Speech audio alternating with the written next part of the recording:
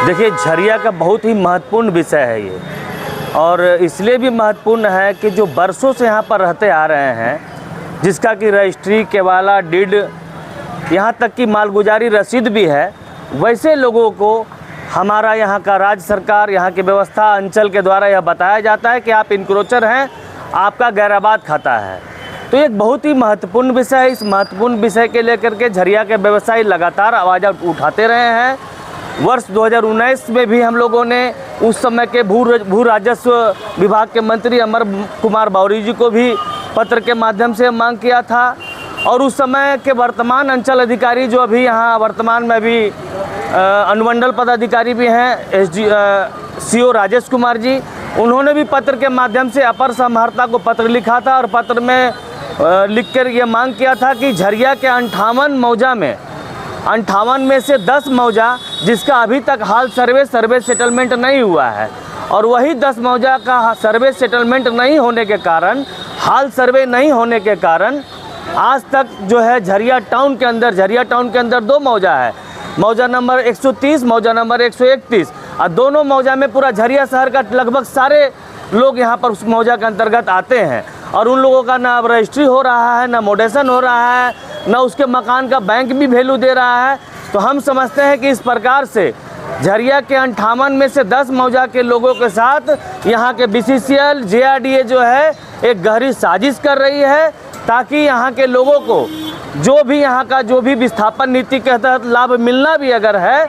तो उसको भी जो है गैराबाद के श्रेणी में डाल करके, इंक्रोचर के श्रेणी में डाल करके यहाँ के लोगों को ठगने का प्रयास हो रहा है, उसके साथ साजिश हो रहा है।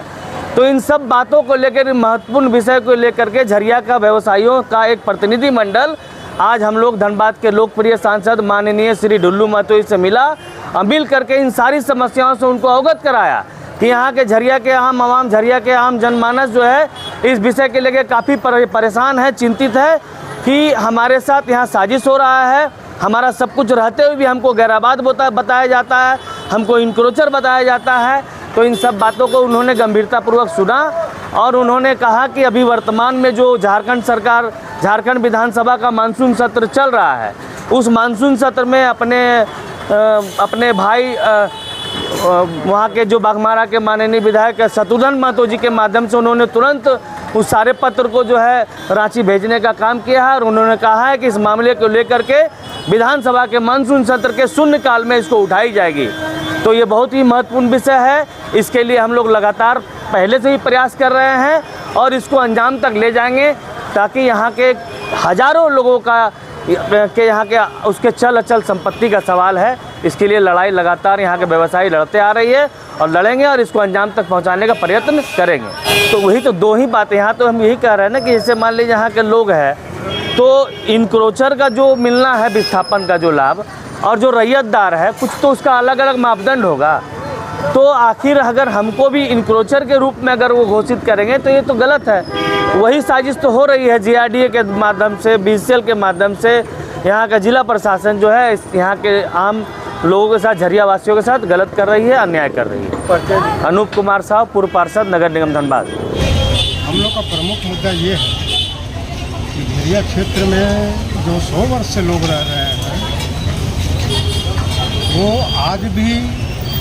गैराबाद घोषित किए हुए हैं। हम लोगों ने सांसद महोदय से मांग किया कि इस पर सर्वे सेटलमेंट करके सबको नियमित किया जाए, ताकि आज लोग गैराबाद न रहें। उन्होंने कहा कि मैं इस पर अत्यंत प्रभावी रूप से काम करूंगा, और इसे लागू करवाने का सफल प्रयास करूंगा। हम लोगों ने माननीय सांसद महोदय से मिलकर से रह रहे हैं, उनको गैराबाद घोषित किया जा रहा। इसके पूर्व भी कई अंचलाधिकारियों से हमने इनकी बात रखी,